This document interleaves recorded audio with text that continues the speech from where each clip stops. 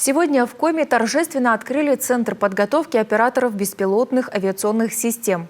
Площадкой стал Сыктывкарский автомеханический техникум. Республика Коми – один из первых регионов России, где начнут готовить пилотов летательных аппаратов.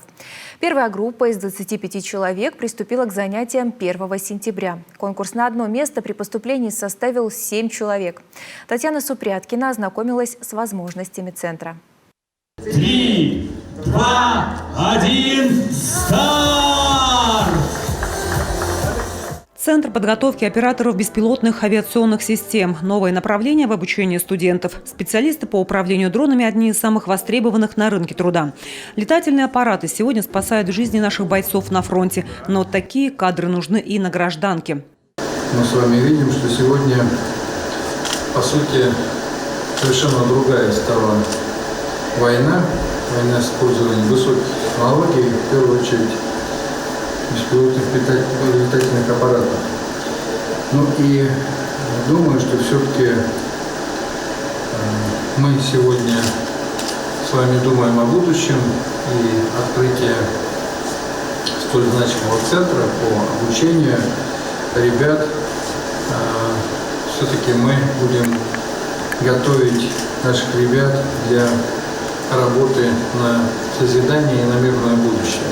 Беспилотники сегодня активно используются во всех сферах экономики, будь то нефтегазовая отрасль или лесное хозяйство. К слову, для республики это очень актуально. Обнаружить нефтеразливы или лесные пожары в самых отдаленных уголках Пармы – эту работу могут выполнить только беспилотники. Вот сейчас у нас стартовал большой коррекционный мониторинг всех уровней образования.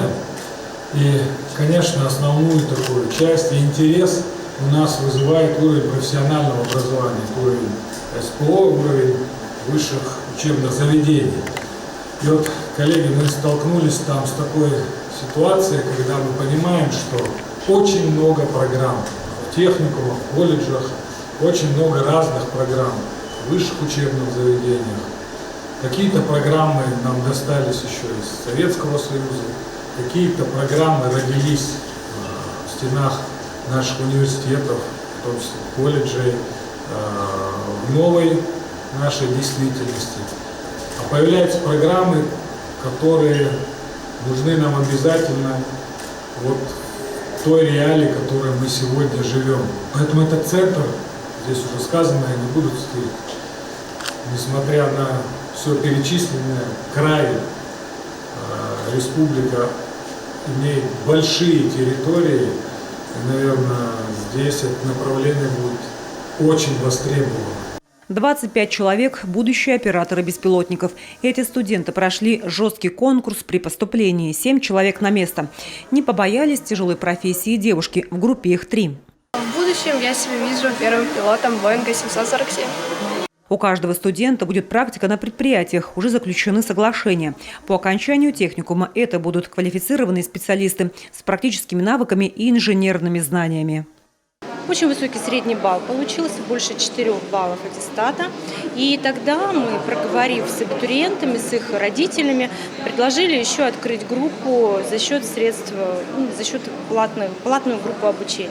Соответственно, у нас сейчас 2 группы первого курса. Одна бюджетная, другая за счет средств родителей, но абсолютно одинаковые программы.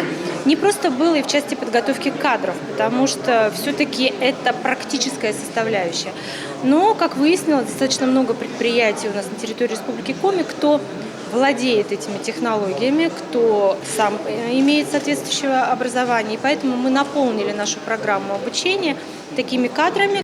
Обучение продлится 3 года 10 месяцев. За это время студентам предстоит много времени провести за симулятором. Обязательно и теория. Операторы беспилотников должны уметь не только управлять, но и собирать и ремонтировать летательный аппарат.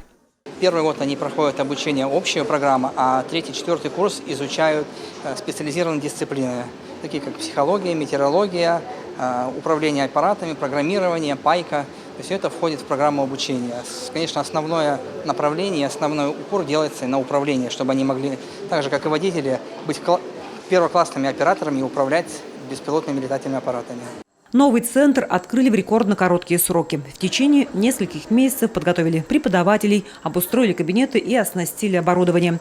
Только на технику ушло более 12 миллионов рублей. Все расходы на себя взяла республика.